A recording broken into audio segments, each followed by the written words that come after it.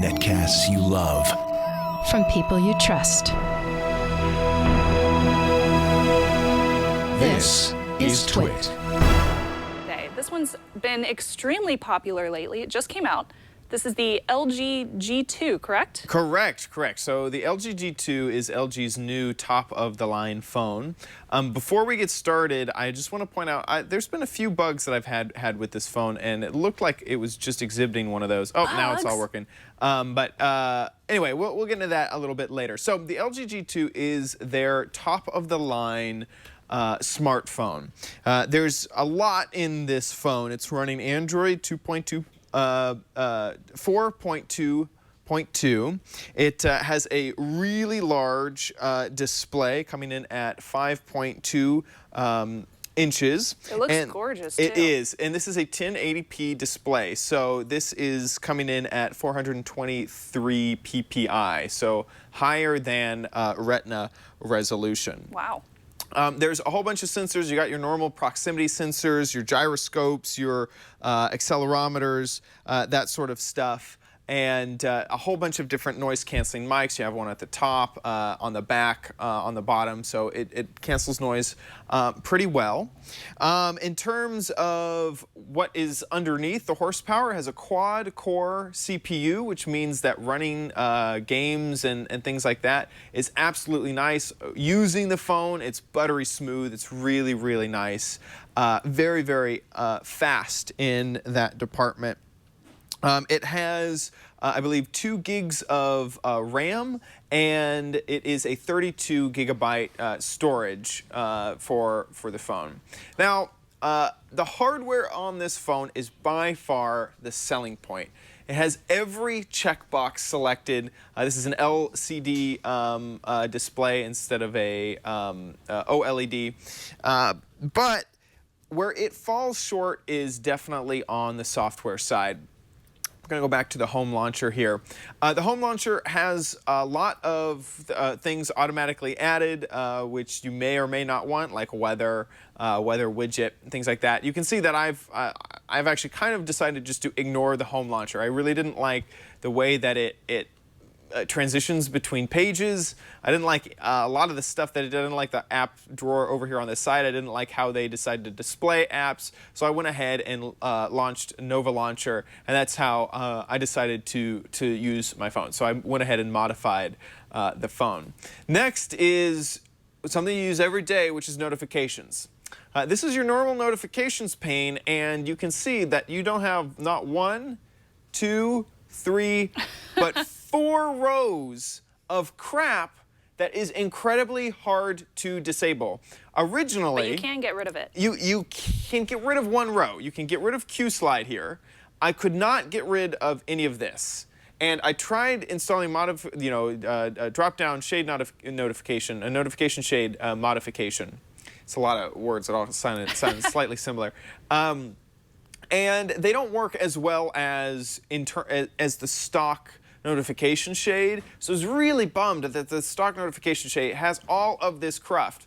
One thing is this QSlide, which when I got the phone, either I did not realize what QSlide was, or it was edited out. So if QSlide is gone, and we can go back, now that button is gone from this menu, so I can't get rid of QSlide. You would think that if you took it out of this first menu up here, it would just delete out of here. QSlide is sort of like a basic app tray, another app tray in your notifications. But this is only for apps that they've approved. There's no way to add your own apps. This is only for apps that they have approved. And what they do, what they do is, let's say with Calculator here, it's an app that hovers over. There's no, you can't, and once again, this is kind of why you need their approved apps. This is the Calculator. You can do some things like adjust opacity. So if, let's say that you were in some sort of, you were texting with a friend and you wanted to use the calculator, but then move it out of the way and read the threaded conversation and then bring it back. You could do something like that. It has a whole bunch of other, and also just to point out, because I didn't know that this was a feature that I could get rid of for a long time because I had removed it from this area, let me just show you the dumbest thing in the world. You would think that if you removed all of these apps, so they're all gone, that tray would suck up and it's gone. But no, you're left with a gigantic edit button because it's still there. You'd think if I remove all of these Q slide apps, I don't want any of them. Okay, let's make that thing go away. No, you still get this ginormous edit button that you cannot get rid of, which was a huge bummer. On top of that, I normally have a few programs running all the time that take up a notification, like BitTorrent Sync, Trillion, which is my chat service, and Audible. And if I have all of those enabled, I get a full page of stuff I cannot get rid of because of all of this taken up by LG's stuff. Now, of course, you can scroll up and get to your normal notifications. It has a few other things built in, so let's go ahead and load up a few apps. This is a way to save apps off to the side. If you use a 3-finger swipe, you can save apps away off to the side. Let me do it with Maps as well. It's going to find me in Petaluma. That's our studio. And so I've saved it off to the side. And so if I want to, I can 3-finger over, and I can see the apps that I have over here on the side. I could flick them away if I didn't want them, or let's say I want to get back into my Twitter client. I could, and then I could get rid of it. Now, if you do that, if you pull them back and you say, you know what, I'm back in Maps, that's great. I'm going to go home. Let's go back to Nova Launcher and bring it back. Well, Maps. Nova Launcher. You can see why something like this is incredibly annoying. It can be irritating. There's no reason for it. Did I get rid of? Apparently, I got rid of both. I got rid of them both somehow. It doesn't stay there. If you go back, it's gone. It's gone now. It feels like every single software interaction that they tried to add on top of the phone fell completely flat. Some of the other things you have, I need to kind of bring them back here. If I bring back Q slide, well, anyway, some of the other things that they have are actually, I do need that. I need to bring back Quick Memo. Your hand looks great today. Thanks.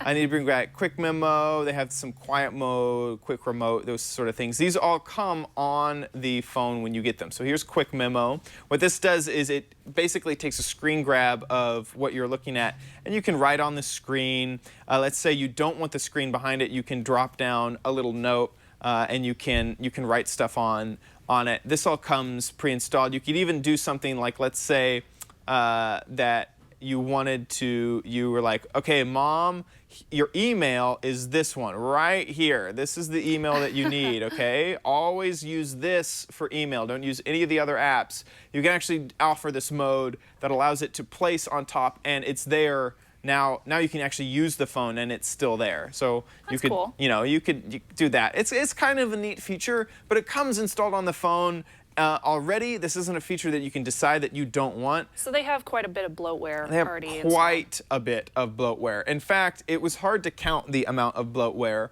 If I go down into settings has changed. This is a heavily skinned version of Android 4.2.2. Settings, of course, look super different. You got your display set. You have the Samsung-esque smart screen features where if you're looking at the screen, it'll look at your eyeballs and see if it should keep the screen awake or not. You have that sort of stuff. But if I go into apps, you can see a lot. If I go over to all, there's a ton which I have disabled. You can see the little disabled thing next to them. This is featured apps, file manager, Facebook, device help, over here, city ID, clock widget, so all lots. of these things, lots, AT&T locker, messages, navigator. I mean, there's so much bloatware on this phone, it is ridiculous. So let's get into pros and cons. First, for the pros, this is definitely a fast phone. I really do like the quad-core GPU. On top of that, I really liked the screen. It was a really high resolution device, higher than Retina, and that definitely had me on board. And then finally is battery life. I found that there's a 3,000 mAh battery in here, and I just loved it. I was never worried that I was going to run out of battery. In fact, sometimes one day I forgot to plug it in at night, and I managed to coax an entire extra day out of the phone. I was definitely heavily like turning down the screen and making sure that apps weren't running, but I managed to get 2 days out of the phone, so battery life is not an issue. And that's with average use? And that's with average use. I mean, that's with me using, I mean, you can tell I've been using this as my sole phone for the past 2 weeks. Okay, so for the cons, any of the software that LG put onto this phone took away from the experience immensely. Everything from settings to the home launcher to even the unlocker. They've added this the stupidest looking lock screen. Here's this bug that I keep running into. For some reason, it's not detecting all of my finger swipes at once. It seems like if the haptech has screwed it all up. Sorry, I hit the, there's 2 settings buttons right next to each other, which drives me nuts. One, lock screen is under display, which makes no freaking sense. It should be under general and then under security, but it's under display. So if I change my lock screen away from pattern, and turn it to, well, here, actually, one thing, before I do that, let me lock the phone, bring it up. They do have one feature that I really liked, which was guest mode. So if I use a pattern which isn't my normal pattern, it will launch into guest mode, which has only a few apps, which is kind of a cool feature. So if you want to let somebody make a call hey, I have the newest phone, check it out, here, I'll put it in guest mode. So now if I put it into swipe, and let's use particle as the default, and I'm also going to turn up, I don't know why I keep going home, I'm going to turn up the phone, but here's particle. Oh, it's so beautiful. Oh my gosh.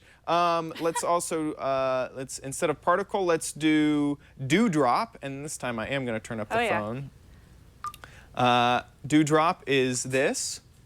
Here, I want you to listen to the sound too. So it does that every single time you open the phone.